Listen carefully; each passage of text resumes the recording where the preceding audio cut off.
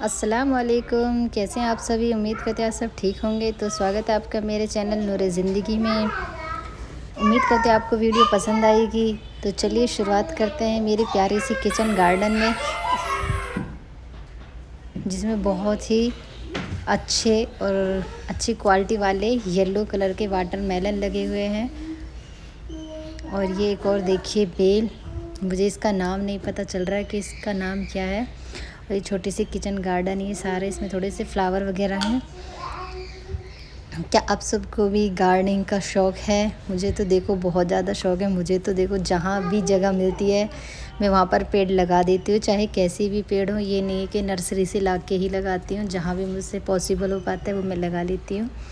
और ये एक और देखो पम्पकिन की बेल है, माशाल्लाह बहुत अच्छी हो रही है और बहुत अच्छे से ग्रो भी कर पा रही है।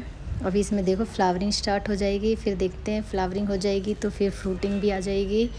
और ये देखो कद्दू की, लौकी की, सब चीज़ों की बेल लगी हुई है। जो सब मैंने सीड्स लगाए थे, ऑनलाइन मंगाए थे, इन सब के सीड्स मैंने अभी तक तो काफ़ी अच्छे चल रहे हैं। फ्रूटिंग के आने के बाद पता चलेगी कि हाँ इसमें अच्छी फ्रूटिंग हो रही है। बाकी अभी तो अच्छी और हेल्दी जो बेल हैं वो बहुत अच्छी हेल्दी है। देखो इसमें ना फ्लावर आना स्टार्ट होने वाला है और काफ़ी बड़ी भी हो रही है। और ना ये मैंने पेड़ के नीचे जड़ में बोई थी ना, तो इन्होंने चढ़ने के लिए अपना आप जगह भी बना लिया। मुझे कोई ऐसी हार्ड वो नहीं हो रही कि इनको चढ़ाऊँ कैसे, अपना आप ये रास्ता बना लेती हैं और चली जाती हैं। ये देखिए एक और फली का पेड़ है और ये करेले की बेलें हैं। और आगे आपको मैं दिखाती हूँ, ये तोरई की बेल है। तोरई की बेल में देखो बहुत अच्छी माशाल्लाह से फ्लावरिंग भी आ रही है और इंशाल्लाह इसमें जल्दी तोरई भी जो है वो आने लग जाएंगी। फिर मैं आपको दिखाती हूँ। तो ये देखिए मेरा छोटा सा किचन गार्डन, और इसमें मैंने देखो अभी ना काफ़ी सीड्स भी दोबारा से बोए हैं, जैसे बैंगन के हैं, भिंडी के, प्याज के। और ये देखिए वो छोटे वाले करेले होते हैं ना, जो देसी करेले होते हैं, ये उसकी बेल है। ये भी बहुत अच्छी और हेल्दी ग्रो कर पा रही है।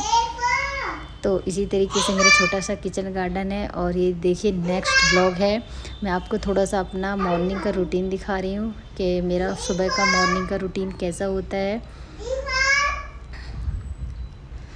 सुबह में वज़ू बनानी है, फजर की नमाज़ वगैरह पढ़ते हैं।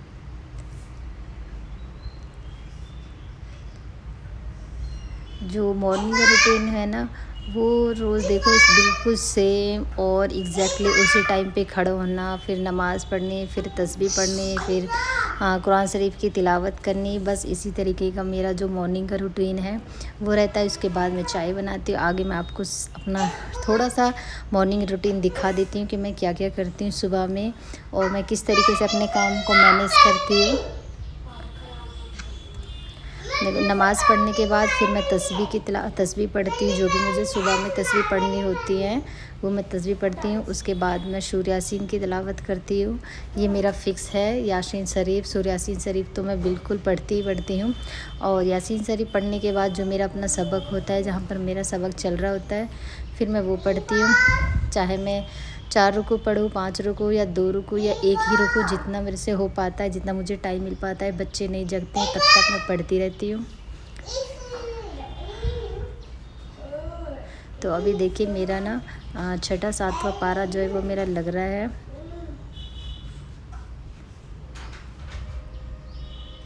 तो आप सब भी बताना कि आप सबका मॉर्निंग का रूटीन कैसा होता है, या फिर आप कुछ एक्स्ट्रा काम करते हो इस टाइम पे। तो मेरा तो देखो मॉर्निंग रूटीन ही है।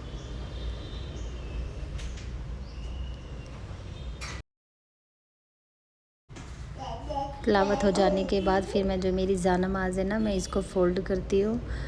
फ़ोल्ड के टाइम पे भी एक दुआ होती है, वो पढ़नी होती है, वो पढ़ती हूँ मैं। ऐसे ही हमें जानमाज़ को नहीं रखनी चाहिए। हमें जानमाज़ को भी एक तरतीब से और एक तरीके के साथ इसको फ़ोल्ड करके और तब रखना चाहिए। फिर मैं देखो सब चीज़ से फ़ारिग होके फिर मैं बनाती हूँ चाय। चाय में जो पहले मेरा दूध होता है ना, उस पर से मैं मलाई सेपरेट कर लेती हूँ, उसके बाद ही दूध को यूज़ करती हूँ।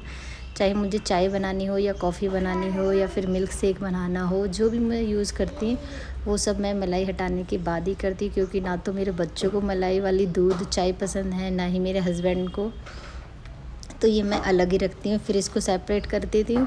फिर इसी से ही मैं जो है वो घी बनाती हूँ। तो मैं बना रही थी अब चाय।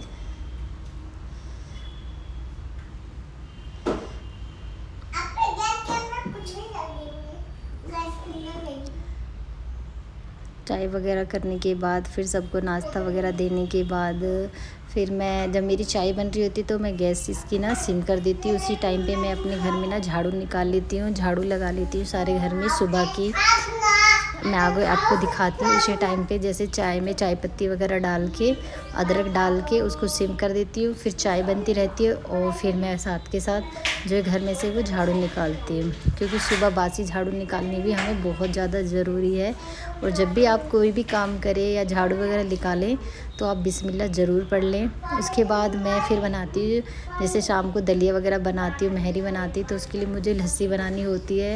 या फिर खाना भी खाते हैं तो मैं जो वो लस्सी वो मैं ऐसे बना देती हूँ। 2 मिनट का काम होता है लस्सी बनाने का, बट बनती ज़रूर है, क्योंकि जिनको छाछ खानी होती है, मच्छी, तो उनके लिए देखो लस्सी ज़रूरी है। और जिन्हें दही खानी होती है वो दही खा लेते हैं। अब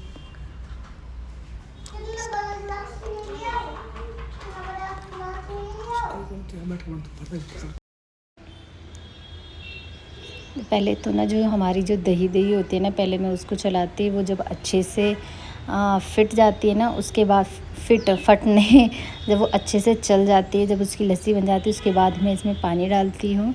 लेकिन आज मुझे बनानी है देखो कढ़ी, तो मैं ये प्रिपरेशन कर रही हूँ कढ़ी के लिए। मैं कढ़ी कैसे बनाती हूँ, बिल्कुल गांव वाले स्टाइल में, और अपने घर की दही छाछ से ही। पहले मैं ऐसे छाछ बना लेती हूँ, जो दही होती है उसको मशीन में चला के, उसके बाद उसमें पानी मिला के, और फिर इसमें मुझे जितनी क्वांटिटी में इसमें बेसन ऐड करना है। दही, वो जो आपकी छाछ है ना, वो हमेशा आप छान के ही लेना। कढ़ी के लिए एक टिप्स है, आप बिना छनी हुई छाछ मत यूज़ किया कीजिए, उससे जो कढ़ी का टेस्ट है वो अच्छा नहीं आता।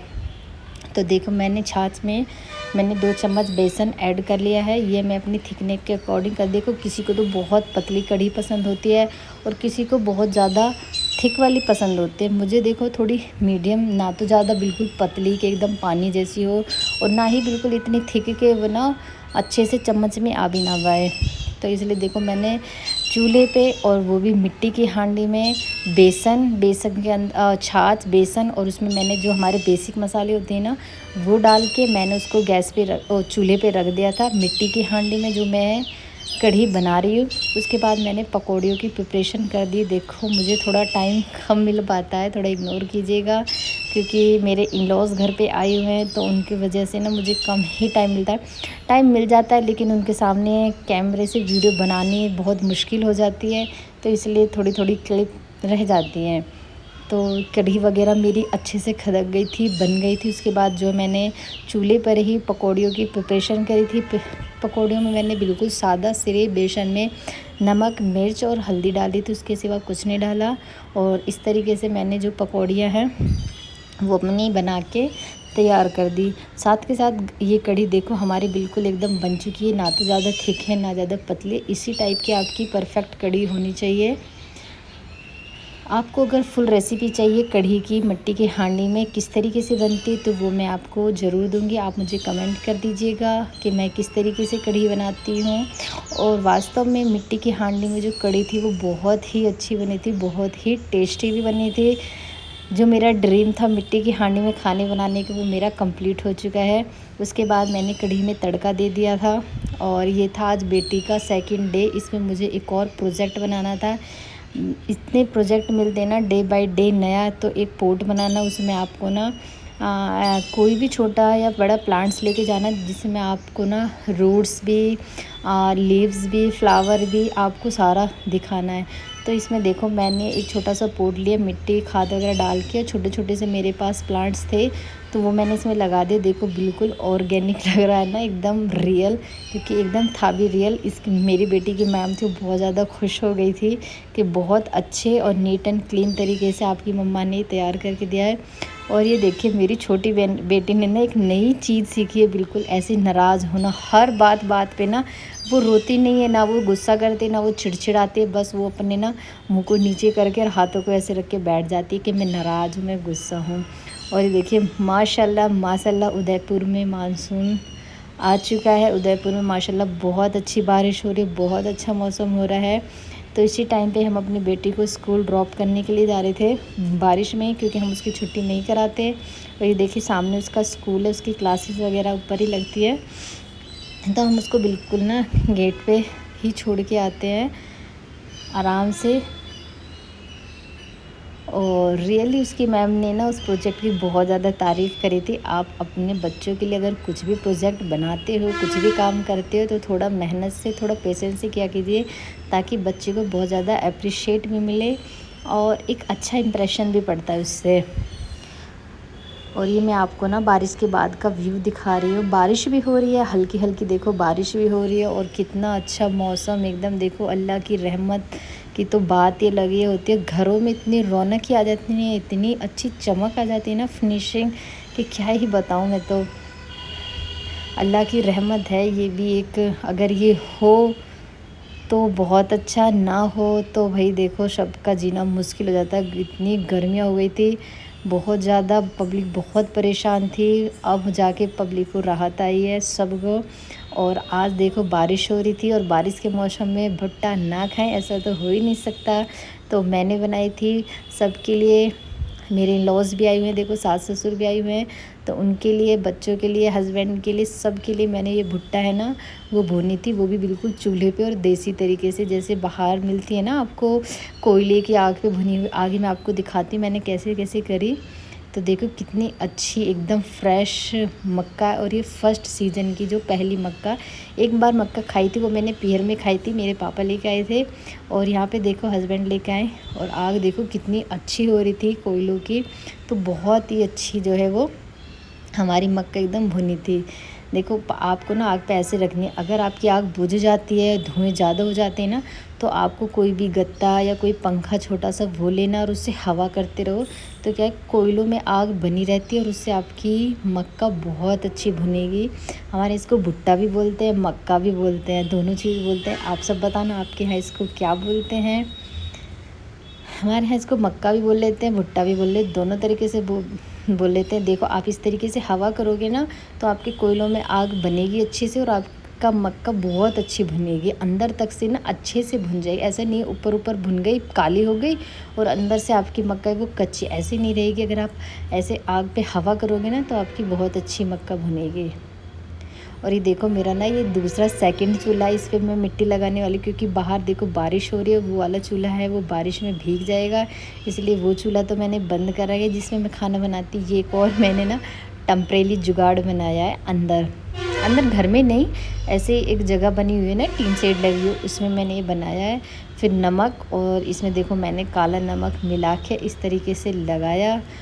वाह कितनी अच्छी, कितनी मीठी, और ना बिल्कुल ताज़ा वाली भुट्टा थी ना, तो मज़ा ही आ गया खा के।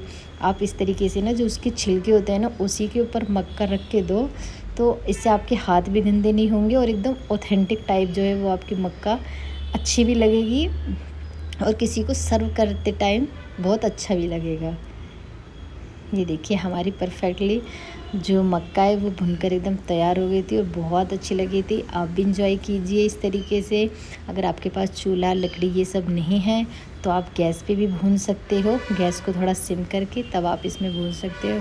उसके बाद देखो वही घर का डेली रूटीन का काम, झाड़ू पोछा, बर्तन, कपड़े धोने, कपड़े उतारने, फिर कपड़ों की प्रेस करनी। बाय, अल्लाह हाफिज़। वीडियो अच्छी लगी है तो दुआ